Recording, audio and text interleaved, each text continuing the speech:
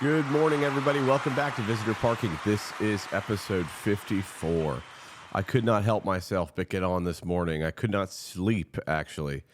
I got into it with a Trumpy on the whole Venezuela conversation and just talking about, human rights and countries' autonomy and the global geopolitical destabilization that is going on right now in the world.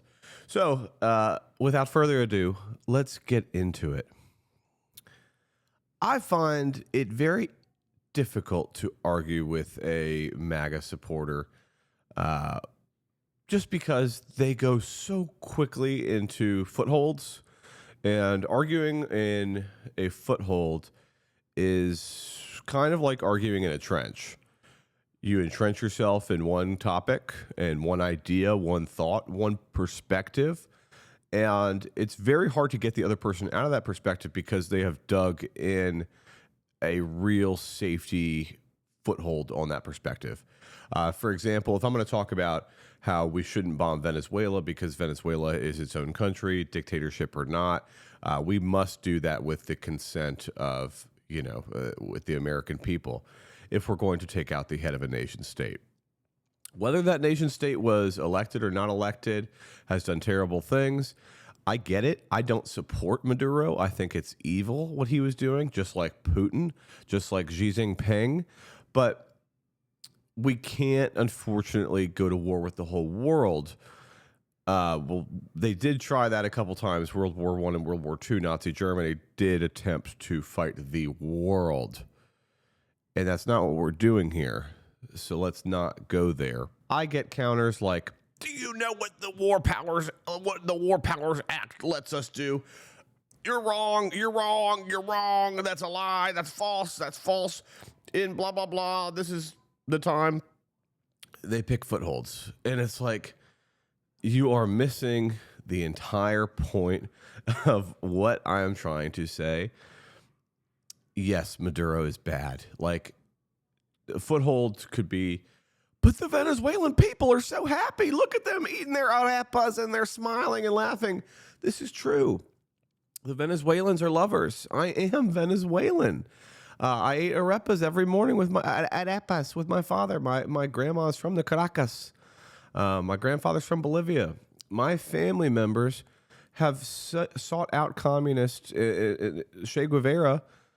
Everybody remembers Che Guevara. Well, probably not the young people, but I knew about him because my family led the team. My grandfather led the team to assassinate Che Guevara. So I'm not a communist. I don't like communists, though. I'm not a fan.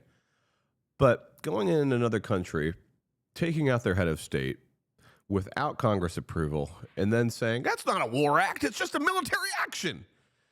Yes, I know it's a military action, Dodo Brain. I'm not saying that it wasn't a military action. That's like saying it was a gunshot. But yes, who called for the gunshot? Who called for the bombing? Like, it's our president did that, and he did that alone. So it does get very tiring arguing with MAGA. So I'm going to try something a little different.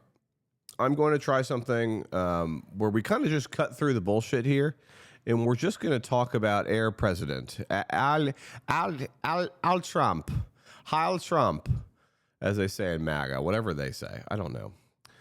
But like talking to a gunman or somebody who's going to rob you, you don't have to do this. You don't have to be like this. You don't need to support this man anymore. You can still be a Republican and not support Trump. You don't have to do whatever this man wants you to do. It's crazy to me, the amount of people that still support this guy's every wish and whim. So let's cut through the bullshit. Trump does not give a fuckity fuck about you. He does not care about your middle class family. He does not care about your lower class family. And he definitely does not give two flying shits about the Venezuelan people, their humanity, or their safety.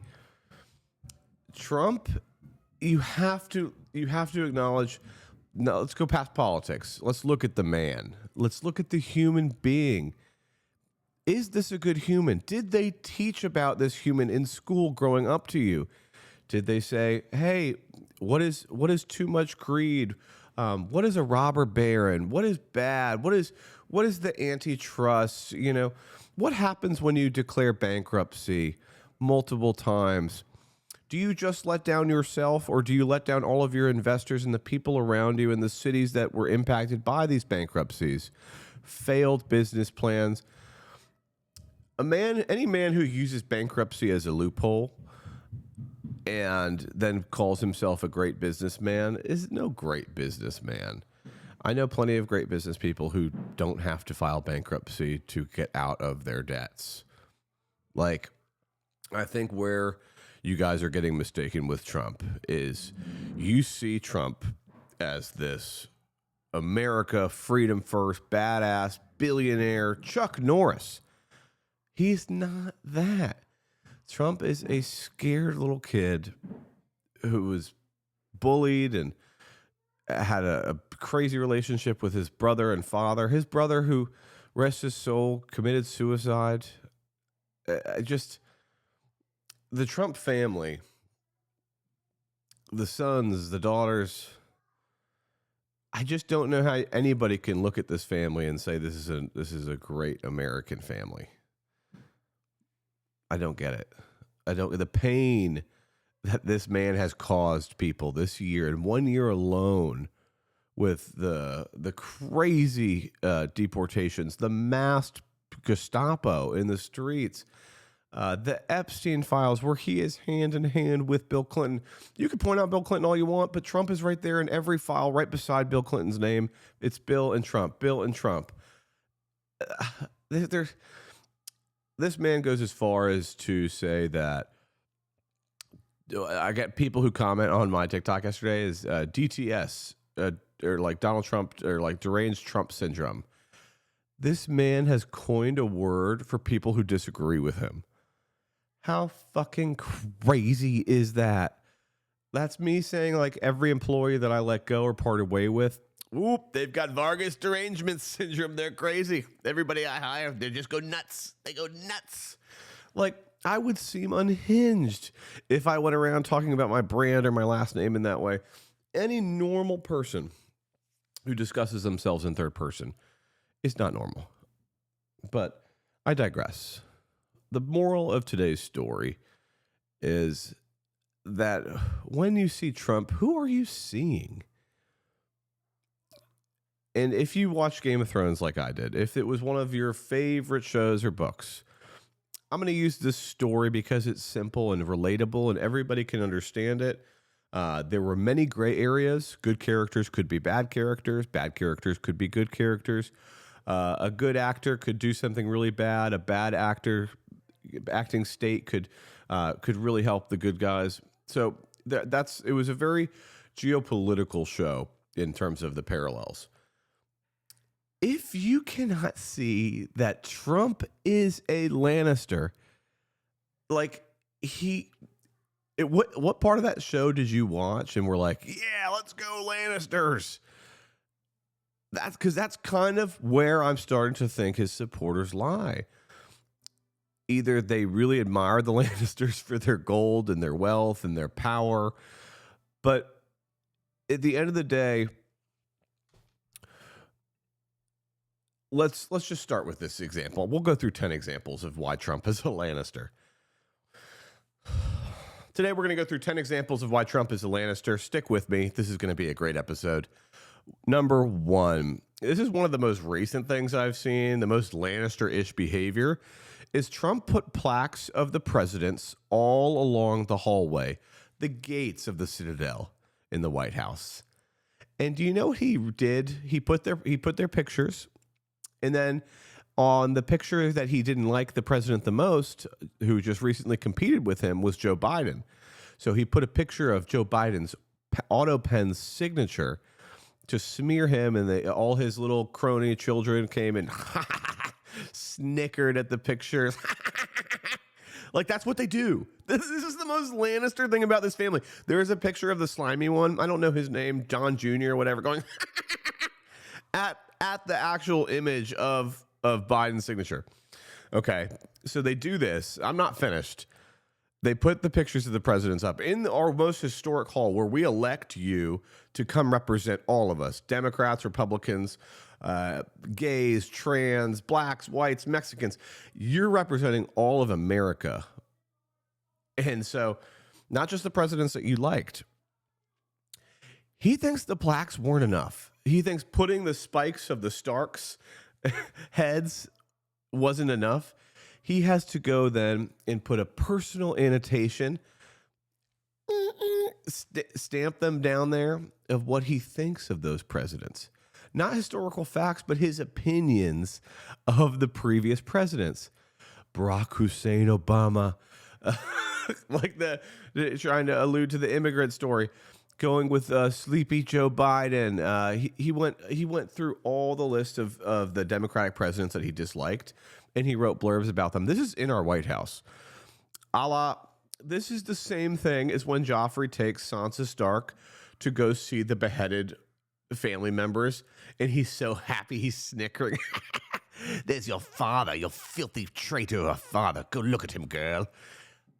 If you don't see the lack of humanity in this human being, the lack of normalcy in this man, like you are kind of giving me big Lannister energy.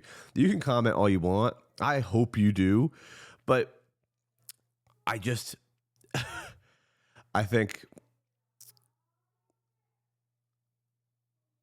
it's what Trump is doing with the plaques, what he did with the plaques, is not about unity. It's about dominance. He's trying to show dominance over ones that he has seemed to defeat, or claiming victory over something that he viewed was negative to his party. The second most Joffrey thing that this man does on a regular basis is punishing the disloyal. I don't mean he's actually got a crossbow and he's in the White House shooting, the disloyal people. We're just, killing people for fun. I mean, he's doing it with a crossbow, but he's doing it with his henchmen. He's using them like Caroline Leavitt, all the other sycophants in his party to basically smear the people that disagree with him. Not enough to say, yes, we respect their differences. I understand. He's like, what a loser. What an idiot. Look at this man. Look at this man. Dr. Fauci, go to his house. Kill him. Like, this is like, I don't care what they do with him. And I didn't ask them to storm the Capitol. Like, insane. Here's another thing the Lannisters did very well. Joffrey in particular, Cersei. The best way to stay in power that they could find was distracting the people with the enemy. And I heard this a lot with that Erica Kirk lady. They talk about the enemy in this spiritual war. They don't give a figgity fuck again. This is just like the Venezuelan people or the Hispanic people. They do not care about religion. I'm sorry, but Trump is not a God-fearing man. Everything this man does, from the way he itches his butt, is against the Bible. Like, I just think one of the things they do well is there are enemies everywhere. There are enemies over here. There are enemies over here. They're a potential threat. They're a potential threat. And they name them frequently. If you turn on Fox News, you would think that this guy Maduro was the kingpin of the entire world. It's like blaming your enemies for every shortcoming in the country. We just don't have that many enemies. I'm sorry, but like using paranoia to persuade the American people is a short-lived and ineffective way to govern. It elicits fear. It causes depression. It's chaotic. It's not a fun way to live. Every Friday coming on the news to see who he might bomb on Christmas. This guy, this is how I know this man is weak. We were in one of the most gruesome wars of all time, World War I and World War II. The soldiers would not attack each other on Christmas. They would actually come across enemy lines on Christmas and New Year's Eve. It's a Christian holiday. What does this man do? He takes lives on a Christian holiday. He murders people on Christian holidays. This is a false prophet. This is not a good man. And yes, these could be very bad people that he's killing. You wouldn't really know. You know what they tell you, but in reality, what he's doing, it is killing. He's bombing. He's threatening. He's surprise attacking you on a holiday. That is the most Lannister thing I've ever heard. You ever heard of the Red Wedding? You ever heard of what happens when you break these common decencies, these rules of war? Here's what happens when you treat your enemy as such. The enemy will treat you as such. If you go in on Christmas and bomb people, they will come in on Christmas and bomb you. It is not. This man is opening us for constant threat. He's opening us on a global stage for war. He's inviting it in. He's asking people to test the United States of America. And you know what? The United States of America did not ask the world to start testing us. Of course, could we win a war? Sure. But I mean, look what's happening in Russia against a small country like Ukraine. Look what would happen in World War I and World War II. These wars that countries, these leaders think they can win so easily, they don't win it without taking millions, hundreds of thousands of lives. So sure, get into a nice war if you want to, but it's our children that are going to die. It's our loved ones. It's the young that will perish. Like, I don't understand. Maybe it's because we haven't been in a big war in a long time, and so his party is really like, they're gung-ho for it. They're just bored. I don't know. Maybe like in Lord of the Rings, what is lost has been forgotten, and what is forgotten has been lost. What was a quote from Lord of the Rings? I just think in his policies, fear often replaces respect. He does not care to be respected. He does not care if people like him. He just cares that people fear his retribution. They fear his policies. Other countries fear that we might kill them. That is not a policy that is sustainable. It is not a threatening people to get what you want. Let me tell you from experience, it doesn't work out. It doesn't work out long term. They find ways to escape. They don't want to. Like, you know, it's just threatening. Just makes us the enemy. And we did not vote to be the enemy. He just represents one side of the people, apparently. One little side now, ever shrinking. But what this is, these are short-term wins in long-term chaos. What he did by freeing the people of Venezuela that he cares so deeply about, he does not give a fuck about the Venezuelan people. I'm sorry. It's a short-term win that's going to create long-term chaos. He said it himself. He plans to take their oil as a thank you present to himself. He plans to take their oil and leave the country to do what they do. And then if they ever need freedom again, he'll come in and he'll bomb the next person. That's the precedent he's setting. He's in charge. He's the policeman. And the American people have no say. After we leave countries like Venezuela, Iraq, this happened with Pinochet. Look at our track record. Look at the United States history of leaving a country behind after we have liberated it. They're not much better off than when we left them. And honestly, it wasn't in their best interest to liberate them. And I mean, obviously, the Iraq regime. See, this is where I go. This is where it gets me. We start talking about liberation and is it right or is it wrong? And you get me in the weeds. The Trump supporters are so good at getting you in the weeds. At this point, we have to stop arguing with you. Just look at the man. Just look at the man doing all this. This is not a good man. I'm sorry, but he is not for poor people.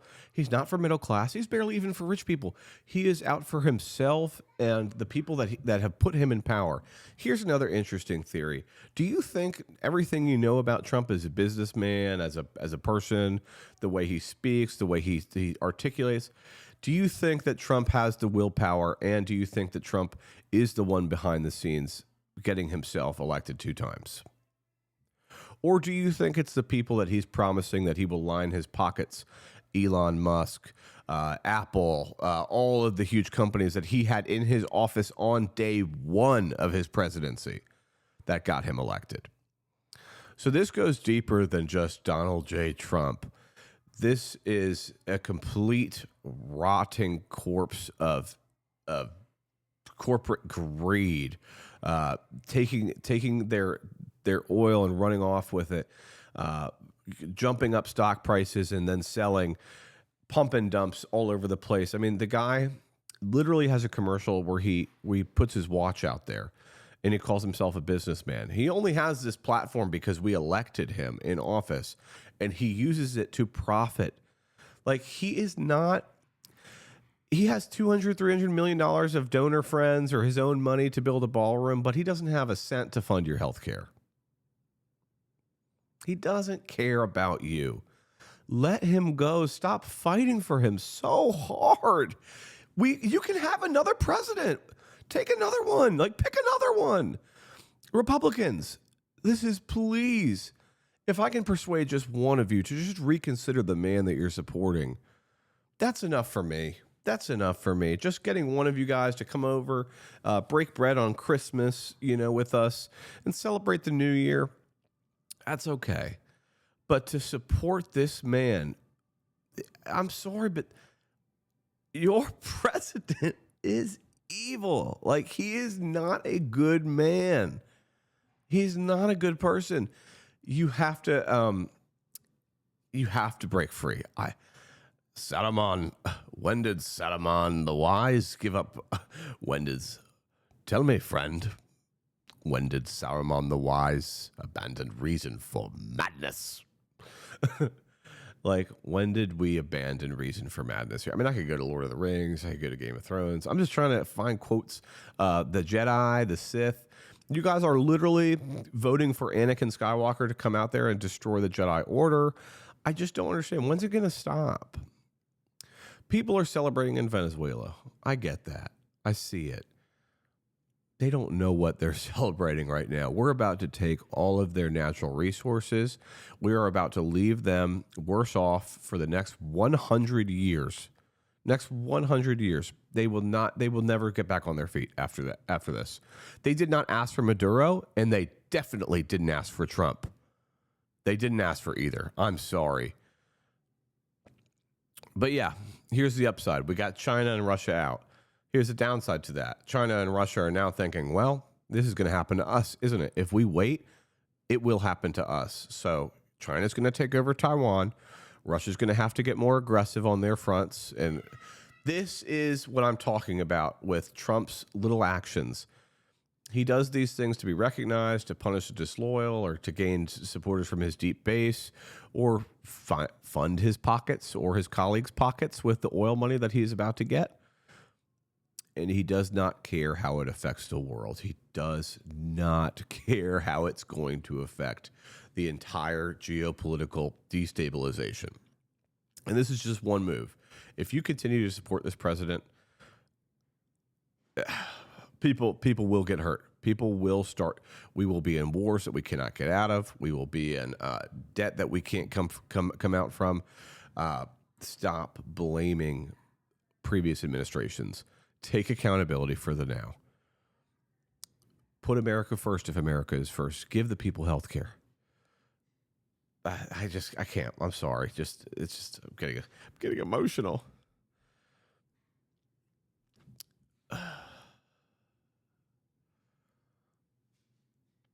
Look at the way this man talks about handicapped people. Look at the way this man talks about minorities. Look at the way this man talks about Latinos. Look at the way he talks about gay people. Look at the way he talks about anybody who disagrees with him. And then ask yourself, is this a normal person? If this guy was your boss and you were not a white, young male or a Christian blonde woman, how would he treat you? Would he treat you differently? Or would he give everybody in his office equal treatment? There are articles you can look up. You can look up working with this guy before. I just think Do you know what a robber baron is? Do you know? There's no point. There's no point arguing with you guys. There's no point talking to you. There's nothing gets through to you. Like, you will fight back on anything because this is winning. I think at some point us as liberals have to understand this is what you want. This is what you voted for. And my fellow Democrats, we have to start taking Republicans at face value and the MAGAs at face value. They want this. They want mass deportations. They want segregation. They want this. They want to go back to before this 1964, the Civil Rights Act. Like, they want to deconstruct America. They do not like progressive movements. They just don't. Like, this deep state of they believe there is a holy war between Christians and Muslims. They believe that there are deep Muslim states in Michigan. Like, there are so many conspiracy theories that they are hooked on. And I don't want you to shy away from using your voice. I don't want you to get in arguments with these people. I want you to understand that at the end of the day, this is our brothers and our sisters out there, and you just have to do whatever you can to help them see that Trump is not a good person and he is not a good leader. You just have to, like, maybe I put on this earth just to help you, just to get you away from the bad man, just to get you away from the bad guy here. But it's just scary times. Dealing with the president this chaotic, who's acting like an emperor, it's a little scary. And if this podcast ever goes off air, if something ever happens to me, just know that I'm very happy and I would never do anything to myself. So just call someone. I'm coming up. Thank you guys for listening. This is Visitor Parking. God bless America. God bless our troops. And it's time. Impeach Trump.